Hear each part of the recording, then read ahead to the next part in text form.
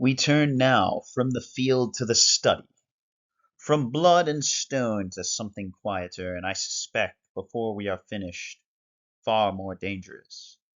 My Lord's commission requires that I document not merely the wars of the known world, but its deeper mechanics, the nature of magic, how it is wielded, how it is measured, and most critically, how it is controlled.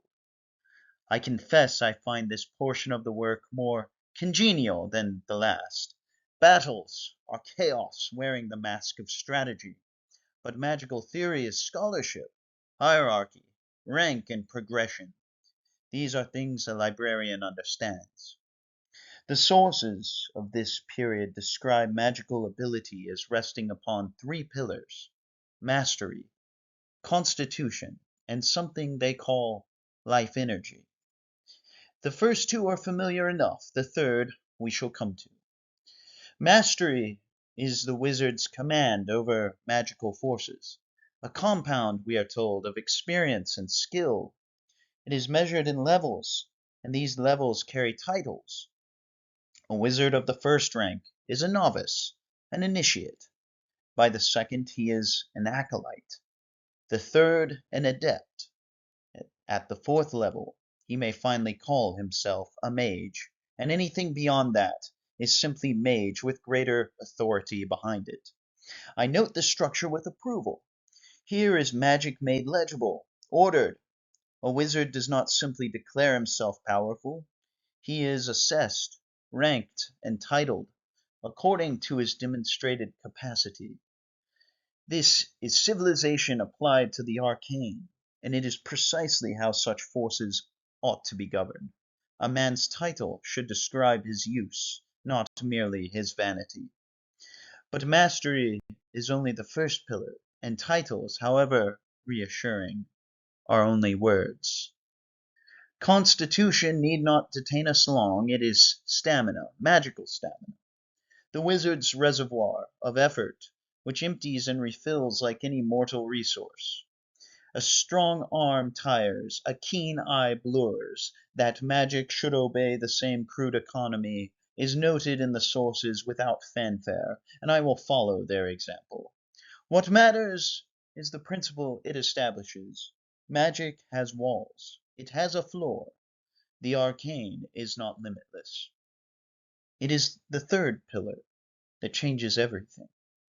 Life energy is different. Every living creature, we are told, possesses a quantity of life energy, large but finite. Under ordinary circumstances, this energy is spent slowly across the natural span of a lifetime. You are born with a sum, you spend it by living, you die when it is gone. This is unremarkable, this is the common lot. But wizards do not spend at the common rate. Every spell cast draws upon this reserve, not upon stamina which recovers, but upon the total allotment, the capital itself. A wizard who works too freely, too ambitiously, too often, does not merely tire, he ages, he withers, he arrives at death's threshold years or decades before his body ought to have carried him there. I set down my pen for a moment when I first read this. Consider what it means. The hierarchy I praised not one passage ago, novice, acolyte, adept, mage, is not merely a ladder of achievement. It's a record of expenditure. Every rank attained, every spell mastered and cast and demonstrated has cost the wizard something that cannot be recovered. The Grand Master did not rise to his title for free. He paid for it in years he will not live. The Magister's authority is purchased with his own mortality, spent coin by coin in the practice of his art. This changes the color of everything. The novice is not simply unskilled, he is young, in the most literal sense, still rich in the currency that matters, and the great mage who commands the respect of colleges and courts, he is a man who has chosen to be poorer than his peers in the only wealth that cannot be replaced. I think of my own work. A librarian's tools are ink and patience, neither of which shortens his span. But if every page I transcribed cost me a day, if this very commission were draining me as a spell drains its caster, would I write with such diligence? Would my lord ask it of me, knowing the price? I suspect he would, and I suspect I would obey, but I would hold the pen differently. What follows in the sources is a compendium, a catalogue of spells, each one annotated with the bureaucratic precision of a tax ledger. Time to prepare, talismans required, spell level, energy cost, time to rest. I will not bore my reader with every entry, but the framework itself deserves attention because it tells us something the spells themselves do not. Magic is work. Not inspiration, not divine ecstasy, not the wild gesticulations of some hedge-born lunatic flinging curses at his neighbor's cattle. The sources describe a practice governed by preparation, constraint, and recovery, closer to siege engineering than to poetry. A wizard preparing a spell must remain inactive. He may not speak except as the conjuration demands. He may not fight. He is, for the duration of his preparation, vulnerable. A man standing still on a battlefield with his eyes closed and his lips moving, trusting entirely that someone else will keep him alive long enough to be useful. I find this magnificent. There's no gift here, no shortcut. The wizard earns his fire the way a blacksmith earns his, through labor and material cost. Some spells demand talismans, rare charms, physical objects of accumulated power, jealously guarded and not easily replaced. A wizard without his talisman is a soldier without his sword, capable perhaps, but diminished. And the spells themselves are ranked, gated by the wizard's own level of mastery. A novice cannot reach for the tools of a mage any more than an apprentice mason can vault a cathedral. The power is structured, sequenced. You climb the ladder rung by rung, and each rung costs you in energy, in time, in the life energy we have already discussed. There are no prodigies in this system, only the disciplined and the spent. Then comes the aftermath. Every spell exacts its energy cost, the immediate exhaustion, the stamina tax. And after that the wizard must rest. He stands stationary. He cannot advance, cannot press an advantage. He may defend himself if attacked, but nothing more. He has, in the language of soldiery, shot his bolt. And now he waits, exposed while his body remembers how to be merely human again. Consider the arithmetic of it. Preparation before, exhaustion during, enforced rest after. A wizard on a battlefield is not a weapon that fires continuously. He is a cannon, slow to load, devastating in the firing, and useless in the interval. The sources do not editorialize on this point. They simply present the tables and move on. But I am not a table. And I will observe that any system which forces its practitioners into stillness and silence, which demands that power pause and rest and prepare, has built humility into its very mechanics. The wizard cannot be arrogant in the moment of casting. He is too busy concentrating. And he cannot be arrogant in the aftermath. He is too busy recovering. If only the same could be said of kings. Before the spells themselves, before the preparation, the talismans, the exhaustion, there's something more fundamental, something the wizard carries before he ever opens a grimoire. The sources describe four innate capacities, not learned, not granted, innate. These are the abilities that separate a wizard from a literate man with ambition. The first is magical sense. A wizard who touches a charmed object will know it. Not what it does, not its purpose, not its function, only that it is. The knowledge is vague, imprecise, like pressing your hand to a wall and feeling warmth without knowing whether the other side holds a hearth or a fire. I note the limitation with interest. The wizard senses magic the way a hound scents prey. He knows something is there, but he cannot tell you what it is or whether it means him well. This is not omniscience, it is instinct wearing a scholar's robes. The second is trance, or as some sources term it, magical awareness. Through deliberate, stationary concentration, a wizard can detect two things: magic being worked against him, and the rough direction of other wizards within perhaps 50 paces. He must be still, he must focus, and what he receives for this effort is not a map, but a whisper. That way, something like you. I dwell on this because it does not merely fascinate me, it alarms me. Wizards can sense each other. Not clearly, not precisely, but the awareness is there. A kind of professional magnetism. Imagine a room full of scholars, each one dimly aware that the others are present without needing to look up from their books. Now imagine that same awareness on a battlefield, where, that way, something like you means knowing where the threat is. The gift is the same, only the context makes it lethal. But consider it from the other side, from the perspective of any man in that room who is not a wizard. He cannot feel them. He does not know what is being felt. There's an entire faculty of perception operating around him to which he is both subject and blind.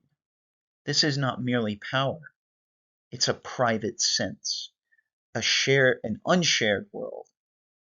And those of us outside it have no way of knowing what is being sensed. The remaining two capacities are paired, and I will treat them as such. Magical attack is the wizard's ability to enhance a strike against another spellcaster's defenses, not a spell, but a push, raw will, against a point of resistance. The sources describe it as laborious, effortful, less art than exertion. And annihilation is its mirror, the instinctive attempt to squelch hostile magic before it lands.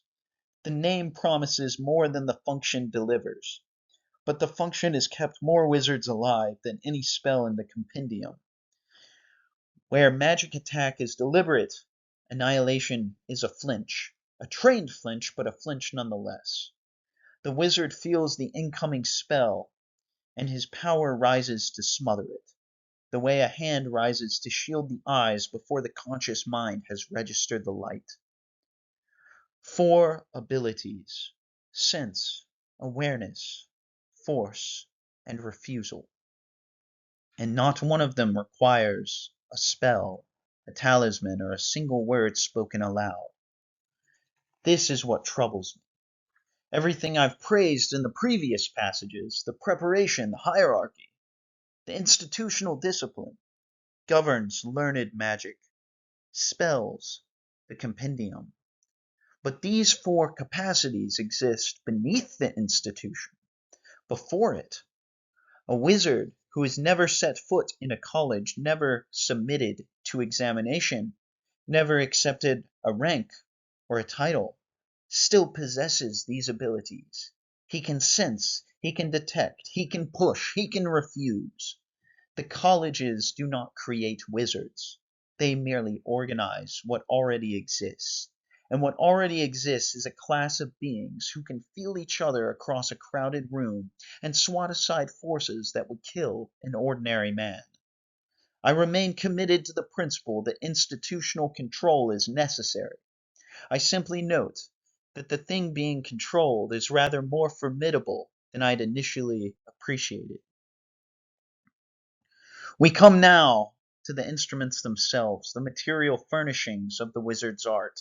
And here I confess the sources begin to unsettle me in ways I did not anticipate. The simplest objects are the talismans of warding. The sources provide a table, clean, orderly, the kind of thing a quartermaster might compile, listing which talisman repels which creature. A black-a-wall inspires fear in humans and halflings. A crystallix does worse to were creatures, not fear but terror. A dark stone unsettles elves, and a crucifix holds the undead at bay. They will not approach within 5 paces. I present the table as I found it, but I note what it implies. Someone, some early practitioner, some experimenter, whose name the sources do not preserve, tested these. Someone stood 5 paces from an undead thing and held up a crucifix to see what happened. Someone carried a dark stone into the company of elves and watched. The table is clean. The research that produced it was not. Every wizard carries a personal talisman, a staff, a wand, a crystal, something manifested from their own power, unique to the caster, only one existing at any time. This is the wizard's signature, his instrument. I understand this well enough. A scholar has his pen, a soldier has his blade, the wizard has his staff, and it is no less an extension of his will. But the further we descend into the catalogue, the less comfortable the metaphor becomes. Philtres, preparations brewed from plants, animals, and minerals, suspended in glass vials. Each one takes a full day to produce. Each one corresponds to one of the 4 humors: fiery, wetted, earthen, aerial. Each one may be used only once, shattered in the casting. And each one spoils. 3 days. After that, the philtre is worthless. A wizard who brews on Monday must cast by Thursday, or begin again. The wizard as apothecary, measuring and mixing, watching his preparations the way a cook watches bread. I would find it endearing, this image of power with an expiration date, if I did not already suspect where the catalogue is leading us. Amulets are more permanent, constructed by high-level wizard artificers. They are typically circular, the perfect circle being, we are told, a powerful magical influence. They take the form of torques, bracelets, rings, pendants. Each corresponds to a humor and may substitute for a philtre, though such amulets are rare and jealously hoarded. The most coveted of all is the amulet of the 4 humors, a single object that replaces any philtre a spell might require. The sources describe it as amongst the rarest of magical items. I imagine the wizard who possesses one sleeps with it against his skin and trusts no one who asks to see it. So far, we are in the realm of craft, skilled labor, valuable materials shaped by trained hands. I can admire this. Then we come to the were-scalp. A were-amulet, the sources explain, is used in transmogrification spells, magic that changes the shape of living beings, and where a were-philtre serves the same function, but is consumed in the casting, and the raw material, the body, the hair, or the nails of a were-creature. The scalp itself, a portion of hide cut from the dead beast, may be used directly as an amulet, or rendered further into philtres. The words blurred. I had to read the passage again before the meaning settled in. The wizard does not simply study the were-creature. He does not observe it, classify it, catalog its properties from a respectful distance. He harvests it. He skins it. He takes the hair and nails of the dead and carries them in his pocket as professional equipment. And then the pure relic, a bone or a lock of hair of a great hero. The sources note, almost in passing, that such objects can have great power, especially over enemies. A bone of a great hero. Let us be plain about what is being described. Somewhere in the aftermath of some celebrated death, someone opened the tomb, someone took a knife to the remains, someone removed a finger bone, a rib, a length of hair, and placed it into the inventory of magical materials alongside the philtres and the crystals and the silver bowls. The hero's enemies can be commanded by the hero's corpse, and the wizard is the one holding the leash. The sources do not call this necromancy. They file it under talismans. But I am a librarian, and I know the distance between a pure relic and a desecrated grave is measured entirely by who is telling the story. Every empire venerates its glorious dead, erects the monuments, lights the eternal flames, speaks the names with reverence at the appointed feasts, and every empire, when the need is great enough, sends someone down into the crypt with a knife and a cloth bag. The monument remains, the reverence continues, but the tomb is lighter than it was. This is not corruption, this is statecraft. And the distance between the two has never been more than a locked door and a sufficiently desperate night. My lord's commission, I note, has been particularly thorough in its requirements regarding the cataloguing of relics. He wishes to know where they are kept, how they are used, and, this was specified, which heroes produce the most potent remains. I did not think to question the request at the time. I am beginning to. The remaining entries I will note briefly, for they are strange but not sinister. The cap of darkness, a rare item with powers of concealment. The wishbone, prepared by any wizard from a sacrifice animal, which raises its own questions but modest ones. The kin familiar, a benign token required for summoning spells, often taking the form of an animal companion. A witch's cat, a jewel set into a wizard's sword handle. These are the gentler furnishings of a wizarding world, and I record them with something like relief. And the golden time glass, fashioned from gold and crystal by wizard artificers, very rare indeed. The sources say nothing more. I do not know what a golden time glass does. The sources do not elaborate, but I note that it is made of gold, which does not corrode, and crystal, which does not cloud, and that it measures time. And I think of life energy. I think of wizards who age before their years, and I wonder whether this device measures time passing or time remaining. The sources are silent. I will close this entry here. The golden time glass sits in my mind like a question I have not been asked yet. Our sources have more to say on the subject of magic. I suspect I will wish they did not.